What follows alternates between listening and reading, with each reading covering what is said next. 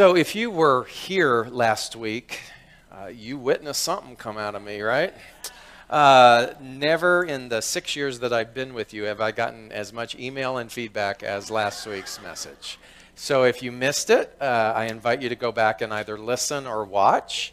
But I tapped into some unexplored territory, and that is the territory of our emotionality. And the fact that we live in a society, it's a part of the human condition that we judge particular emotions as appropriate and some as not appropriate. And if we look at this holistic model of life, then who are we to say what is appropriate and what isn't appropriate? And that given our heritage, our backgrounds, whatever spiritual background or dynamic or country or culture that we are from, so often, even unknown to us, we carry these particular prejudices about this emotional system that is a beautiful gift inside of us. So the idea that was presented to you was, how do you and I begin to honor the totality of all that is? The totality of every emotion. How do we lift the judgment that joy is good and sorrow is bad? That peace is good and anger is bad? If these are components that are instinctual inside of us, how do we begin then a reconciliation of honoring all of who we are? And I gave you the example of everyone having a dark night of the soul, right? And that in that dark night of the soul, the repeated dark nights of the soul, our tendency is to often judge them or want to rush them. Just get me through this. Give me something to medicate this particular unpleasant feeling so that I can move on to either existing or this promise, this artificial promise that something better than this exists. And we go through that a lot. And so I want to draw your attention again today to this internal judgment that we have about ourselves and the way in which we operate, and begin to create this reconciliation, if you are willing, with regards to understanding that something bigger, something more expansive, something all-pervasive is wanting to express itself through us. But we have to be ready for that. We have to be willing. We have to be non-judgmental of self. So how many of you are taught that if you point at someone, what are these other three fingers doing? They're letting us look at our manicure. No. If we're pointing at something, that means that three fingers are pointing back, indicating that whatever it is that we are judging, criticizing, examining harshly, we are doing the same thing to ourselves. And yet, even though we love that illustration and we might even intellectually agree with that, very few times are we putting that into practice where we actually cease the judgment as it's happening. We typically carry through with it because we have gathered together people who are like-minded pointers. So we have a community of pointers, right? And so what we begin to understand is that it's going to take a new level of self-awareness for us to begin to change some old patterning. Now, you get to make fun of my glasses today because the 17 pair that I have at home that are scattered throughout my house are all at home today. So these pull apart. And if you remember Reverend Scotchy Cochran, he gave me these before I climbed Kilimanjaro. I didn't know if he thought I was going to read while I was climbing, but they work beautifully. And I never lose them. So there you figure. So when you point a finger at someone else, you have three fingers pointing back at you. And what if then, as a mindful tool, we were like one of those voodoo dolls? Like every time we're judging, then something visceral, if we're pointing, then we get pointed. We get stabbed. Or what if every time we were scalding somebody with our criticism, our skin began to burn? What if every single time we were judging somebody or something, we would get these jabs in our abdomen? Do you think we might begin to reframe our participation in that, right? And we don't have that, we think. We don't have that necessarily in the physical, but I will guarantee you in the internal, that's going on. There is a poisoning that is taking place within us, because what we are doing is we are substantiating the biggest lie that exists. And the biggest lie that exists is that there is an us and a them. And what our philosophy, what New Thought, what spirituality and metaphysics is all about is the decomposition or the deconstruction of the idea of an us and them. If we live in a world where we are continually trying to feed that illusion, then we will never fully experience the totality of this other end of the polarity of joy. We will have all of the other points on the line of polarity with the darkness and whatnot, but we won't have that full range of expression because we will be judging things incrementally. And so we began to look at, how do I move into that mindfulness where I realize that, oh my God, what I'm being critical of, whether it's them or whether it's a portion of me, is a misrepresentation of my purpose here in the world. And we are entertained by juicy adversarial tales of other people. Shows like TMZ have high ratings. Tabloids, after all of these years, continue to sell. I personally, when I'm checking my groceries out, I don't look at them. I go, get thee behind me, get thee behind me. Who did what to who? What? Secretly hoping that the checker has to, take her time with the other person so I can finish the story. We're just seduced and sucked into all of this. And I thought, what part does that feed in us? What part does that feed in us? Here's my theory. The demise of other people somehow feeds our own survival instincts. It's kind of that thing that when whatever is being destroyed, hopefully is being destroyed before it destroys us. Do you follow? When we are in judgment of other, it's in an odd way, it's almost like self-preservation, but it's a primal self-preservation, where if I can criticize it before it criticizes me, then I win somehow.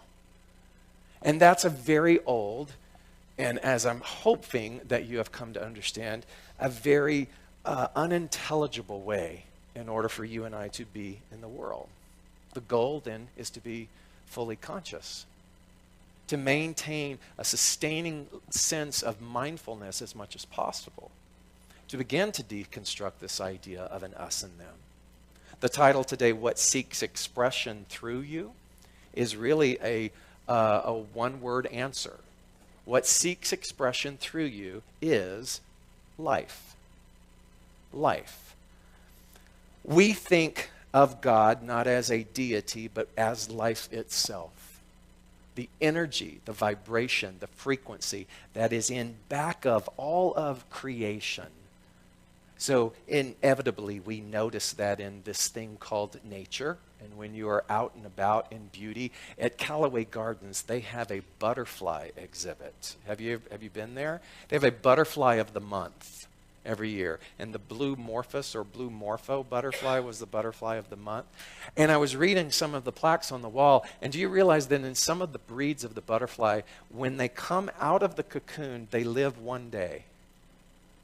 Their lifespan is one day. And I thought, if our lifespan was one day, would we be wasting our time pointing our wing at other people? Or would we try to maximize the lessons and the growth and the opportunity that is before us? And so the beauty of life itself, that which is God itself, exemplified in the genius of a butterfly, exemplified in the genius of nature, exemplified in the mind of an architect or a surgeon, or all of the other things that create a world that we in our human involvement introduce and infuse ourselves in. All of that is God. All of that is God in you, as you, just like Scheherazade said, in you, as you, through you. In me, as me, through me. What seeks expression through you is that. Seeks expression through you. What does that mean? When one seeks, it is looking for an outlet. And this is the thing. You already are that. And so when we say that it seeks expression through you, it doesn't seek expression through you when you get it right, when you lose the weight, when you get the degree, when you're smart enough, when you do a certain thing, it seeks expression through you through mind, which is your permissive consciousness, your permissive state that simply says yes. The yes is the thing that overrides the us and them.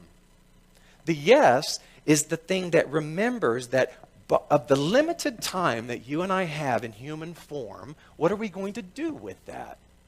The yes is the thing that doesn't buy into the comparison of what other people, what other religions, what other economic brackets, what other countries, what other cultures tell you is or isn't appropriate. All of those things are a part of the one.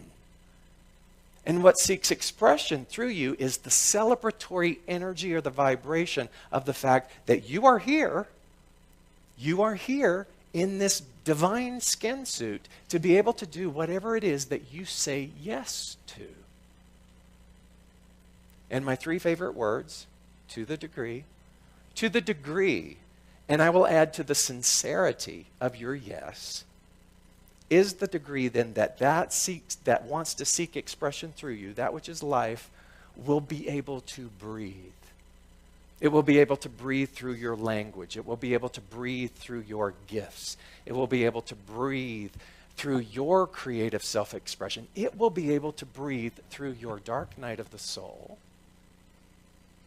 It will be able to breathe through your sorrow, just as equally as it will be able to breathe through your joy and through all of the times and all of the mystery and all of the fear and all of the hesitation and all of that which holds you back. It will be able to breathe through that if you will let it, meaning that the fear then doesn't keep you or stop you, but it's there and you feel the fear and you do it anyway. What seeks expression through you is that. Right now, it's seeking expression through you. The next moment, it's seeking expression through you. Every single second of life itself, it is seeking expression through you and I. And so this whole thing about an adversary, this whole thing about an us and them, this whole thing of competition, this whole idea of not enoughness, this whole thing of let me destroy before it destroys me, is a very reptilian old idea of non-evolved thinking. But you have evolved. You've evolved enough that somehow, some way, you're sitting in a beautiful wine maroon colored chair in a room where a vibrational message is being told to you that you are not separate from life, that you are life itself. So I came across this scripture in all of my years of classes and ministerial training. I missed this one. I just kind of jumped over it, I guess. In the book of Matthew, it says, agree with thine adversary quickly. Who heard? You knew that because you finished it before I said it. Agree with thine adversary quickly. Any of you ever hear that scripture from the book of Matthew? What does that mean? Agree with thine adversary quickly. From a metaphysical perspective, it's instructing us that if you don't embrace the thing that you are labeling as adversary, then the thing that is an adversary will rule you.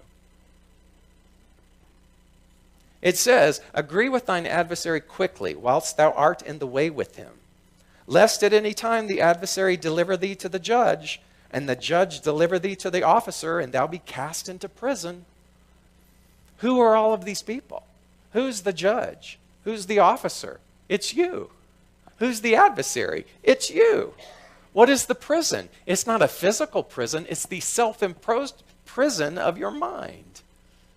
If I don't make peace with the adversary within me, then that adversarial energy will keep popping up, because our founder, Ernest Holmes, said, the universe is a mirror, reflecting back to you every single thing that is taking place within the interior resonance vibration of your mind. The universe is a mirror. What does that mean? If I think that I live in an adversarial world, the universe pops up a mirror, and what do I experience? Adversarial people. If I claim, if I move into the energy that the universe has my back, that everything is designed to support me to the degree of my recognition of that, the universe is a mirror, what becomes my experience? The activity of support in whatever way that that shows up. I don't get to outline that. It's not my business to know the how. It's only my business to be receptive to that. Agree with thine adversary quickly. In other words, recognize that what I'm judging is a part of me, and do that as fast as possible, rather than meeting around with lunch with everybody so that we can all discuss how awful these other people are. Clean it up quickly. There was a concept that was introduced on the retreat this weekend. And the person that introduced this said, you are either a builder or a destroyer.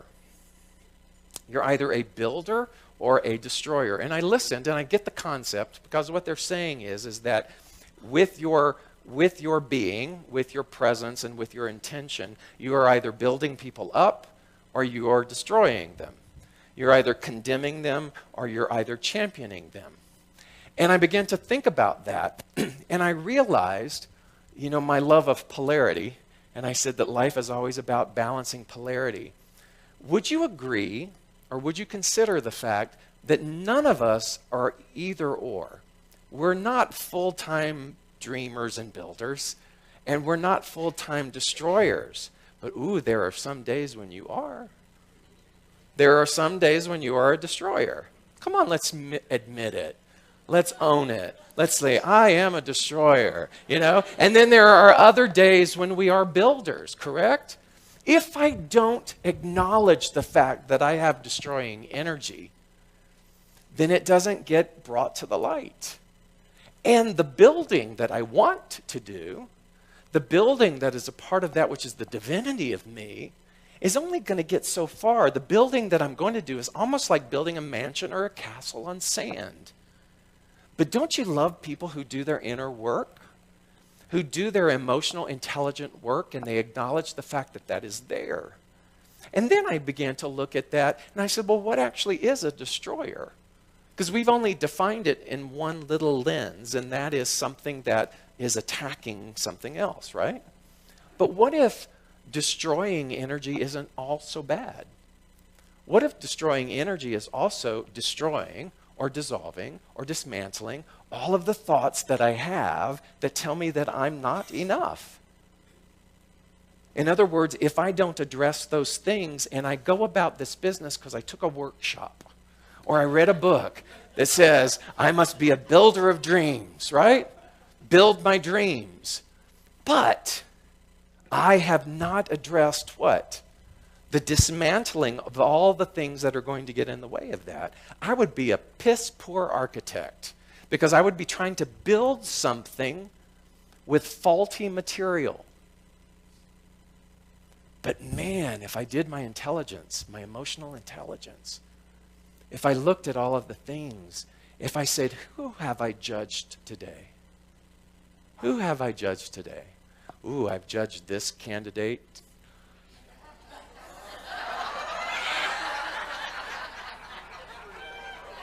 Bev Reed, did that hit a nerve with you? You almost jumped out of your chair on that one. I've judged this relative. I've judged this person in my family. I've judged this person at work. When was the last time that I sat in that judgment and said, okay, what is this about? Because if there is no us and them, and if the universe is a mirror, and what I'm judging is an aspect of me, then it isn't about me wanting them to change or to go away or to do something different. What needs to be destroyed or dissolved within my own thinking? Let me tell you, that's some pretty spiritual, mature examination, isn't it? That's not just bypassing. That's not just, I'm going to take a class, or I'm going to do this, or I'm going to go stare at my navel and go and do. This is inner work. This is the inner work. This is the thing in the book of Matthew that says, agree with thine own adversary quickly.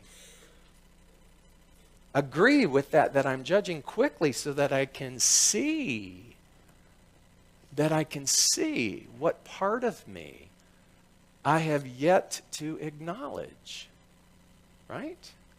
And then, as I'm doing that, I began to build something else, something of substance, a life of substance, choices of substance. I'm not saying that all of this has to be cleared out before you do that, because if all of this needs to be cleared out before any of us did that, then we'd all still be clearing for the rest of our lives. Napoleon Hill said, "Don't wait. The timing will never be just right."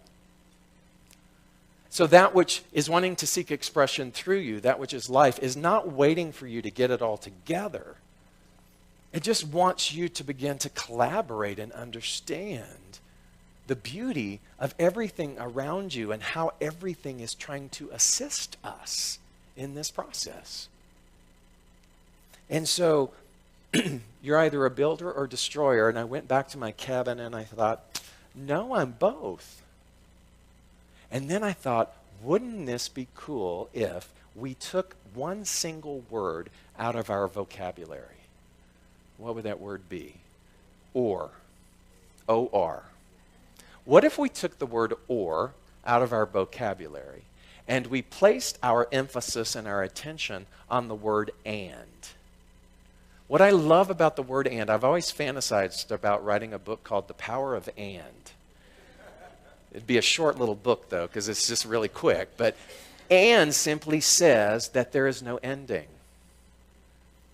You know, sometimes when we tell our story, or sometimes we look at life and it's this or this. What if it's this and this? And what if, as I'm telling my story, that was then, and I still have all of this yet to explore? And is expansive, and is open-ended, and has no finality to it, and is the exemplification of mind, and is the same thing as this thing called life that wants to express through you. There hasn't been just one autumn. There has been many autumns where the leaves have fallen. And the leaves did what? They came back. And what did the leaves do? They fell off again. And what did they do? They came back. And then what did they do? You start to see the perpetual nature of the and. So, and I was a destroyer. And I was a builder.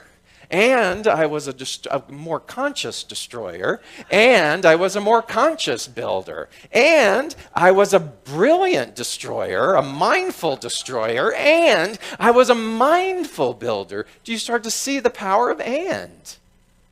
And so all of a sudden we start to lift all of the bad connotations and we start to see the beautiful shades of gray. I hear there's 50. There's beautiful shades of gray about the polarity of life. And when I said to you last week, I said, life is the balance of polarity. Life is the balance of these polarities. Not choosing one over the other, but embracing the totality of all of the emotional intelligence, all of the components of who and what we are. When we do this, we're no longer looking at the world through judgmental lenses. So Ernest Holmes said there is a universal wholeness. I love the word wholeness or holistic. There is a universal wholeness, a holistic component seeking expression through everything. A universal wholeness, a universal energy, that thing, life, which is seeking expression through everything. That part of everything is you and I. Seeking. Seeking. I always say that scripture from the book of Romans. Behold, I stand at the door and knock. That's the seeking. Life is standing at the door and it's knocking and it's saying, hey, are you going to let me in? What is life? Life is your creative expression. Life is your desire to play bigger in the world. Life is your desire to look at the way in which you've treated yourself physically and to make some changes. Life is the way in which your heart has been broken, and you've used that broken heart as an excuse to avoid being vulnerable or to extend yourself or to put yourself out there. Life is saying, hold on, I'm standing here and I'm knocking and I'm knocking. I'm not going to stop knocking. And you may never open the door because you might have said or. That was then, this is now, there's nothing. But the energy of and is standing at the door and it's knocking and it's saying, I want to express through you. All that you have to do is open the door. You don't have to change anything in form about you. All that you have to change or consider in mind is its possibility. That's it. That's that whole willingness component. There's a universal wholeness seeking expression through everything. We are calling it simply life. The religionist calls it God. The philosopher calls it reality with a capital R. Life is infinite energy coupled with limitless creative imagination. It is the invisible essence and the substance of every visible form. Its nature is goodness, its nature is truth, wisdom, beauty, as well as energy and imagination. Our highest satisfaction comes from a sense of conscious union with this invisible life. Let me say that again. Our highest satisfaction. Have you had your highest satisfaction yet? I know you've checked those cards at the hotel or the restaurants, or even maybe you went on a date and you gave them an evaluation form, the highest satisfaction. But if the universe gave you, said, have you actually reached the pinnacle of your highest satisfaction? None of us could say that because it's an impossibility. Because satisfaction is a part of the and. What that tells us is that you've had some good in your life. You've had some bad in your life. But you have no idea of what a true ceiling is because there is no ceiling. Because that, as I've often said before, which was once your floor becomes your ceiling. And that which was your ceiling becomes your floor.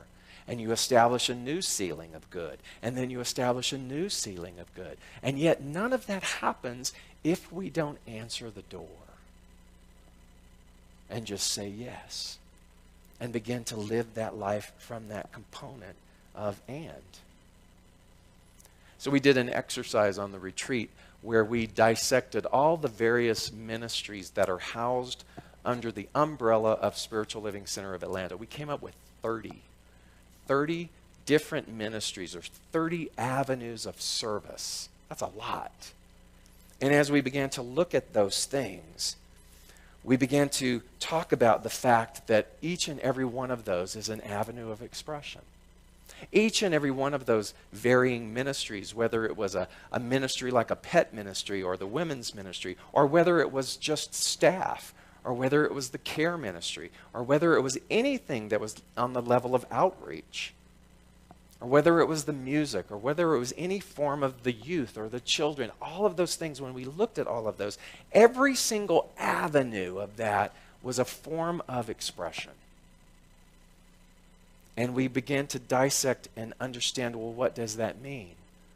Does one have to be destroyed in order for the other to be built? Which is an old model that says I can't have both. And the other one was, does it have to look a certain way for us to label it as a success? And I wrote down, what seeks expression through you does not first need an audience. Think about that. What seeks expression through you, that we've already established that that's life, does not need an audience. How many of you have had a great idea, but you haven't acted on the idea because you think that the audience or the people or the how has to be worked out before you open the door and invite the expression in? I'm going to tell on Dawn because she's rarely here in second service, but Dawn has a ministry and it's called Educated Eating. And every Saturday she's here for 1 hour, whether there's an audience or not. And she shows up. And she sits and she waits in sacred space, just in case somebody comes and wants to dialogue with her about educated eating. I've always admired Dawn for that fact, because she's not waiting for the audience for her to express her ministry. She's just holding sacred space. She's just holding sacred space. And then there have been times when people have shown up, and there have been times when they haven't. But that does not in any way invalidate her expression just because somebody doesn't show up. How many of you have invalidated your expression because you didn't get what you thought you needed? Do you see? That's another example of that invisible or that insidious idea of an us and them.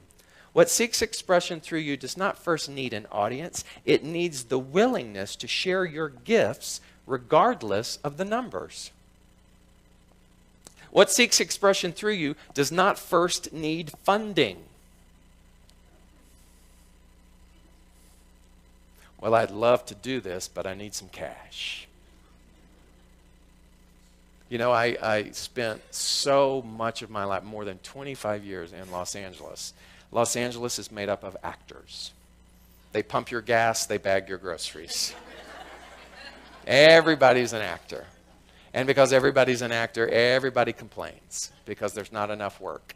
And I remember a spiritual teacher once said, I am so sick and tired of all you actors complaining about not having enough work. If you want to act, go act. In other words, go start your own company. Go read a play to the elderly people.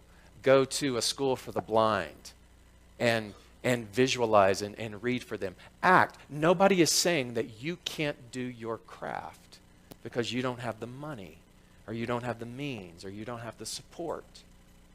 Life doesn't care about any of that. All of it says is what? Open the door and go do it.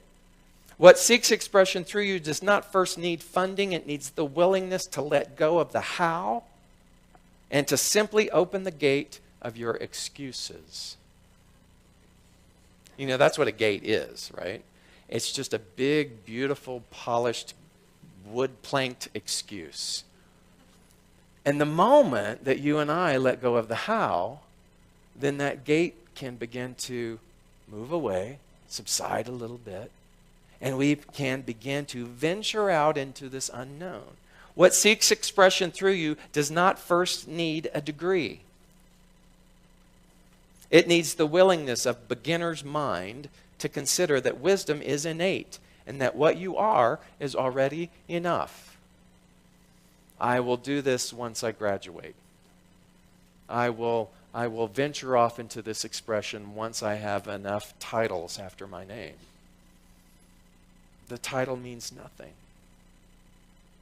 What means everything is the fact that you have said yes to life expressing through you. What seeks expression through you does not need physical perfection.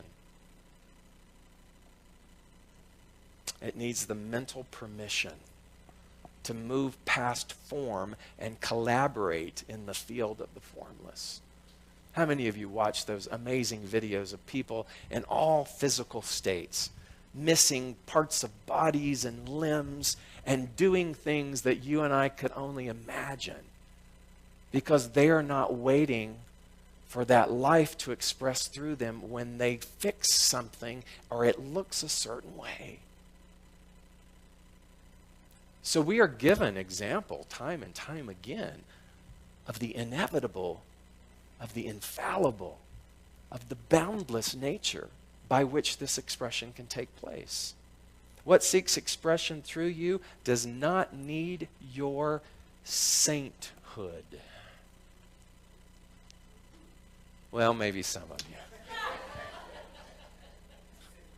you. It needs the understanding that the only reality is now, and that the now is not bound by your past. It's one of the main things Ernest Holmes used to say. Principle. Principle.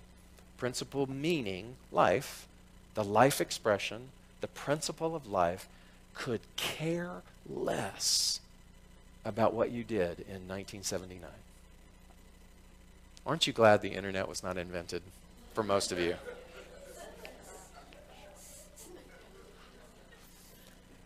Principle is not bound by precedence, what happened in the past. Your past has no weight or meaning other than the mental weight and meaning that you give it. And that mental weight and that calibration and scorekeeping that we continue to do is the thing that tells us we have to be perfect, is the thing that tells us we have to be saintly, is the thing that tells us we have to have the degree, is the thing that tells us we have to have the funding, is the thing that tells us we have to have the audience. When in reality, all that we need is a big old yes. Just a big old yes. The internal permission of us. And that yes comes in the depths of despair. That yes comes in the dark night of the soul. And the yes comes when everything looks like the sun is shining on every viable option that we have. And so to be intelligent with our emotions, to begin to understand that condemnation and judgment on anything is simply reflected back to us, takes some practice and some cooperation and some revisiting. And I don't know about you, but how brilliant are we that we picked a method, a planet where we get to practice every single day. And so it is. Hi, I'm David Ault, and I simply want to say thanks. Thanks for taking the time to watch our broadcast here at Spiritual Living Center of Atlanta. We have a vision, and that vision is to reawaken all to their spiritual magnificence. And one of the ways that we are able to do that is through this very medium of broadcasting. So if you got anything out of this, if you felt in any way inspired, or if something spoke to you directly, then I extend an invitation to you to become a part of our family by donating. And there are many ways in order for you to be able to do that. One is to simply go to our website at slca.com, and there you will find all different kinds of prompts that will help you support what it is that we are doing here in Atlanta. One way is to become a pledger. That means that you decide on a monthly basis that you are going to help us with this vision. Another way is to donate through our management system called Fellowship One, another through PayPal, and another even easier way is on your cell phone. You can do what's called text to tithe, and that number is 404-796-7030. Again, thank you so much for your support, and I invite you to come back weekly to see what it is that we're up to. Blessings.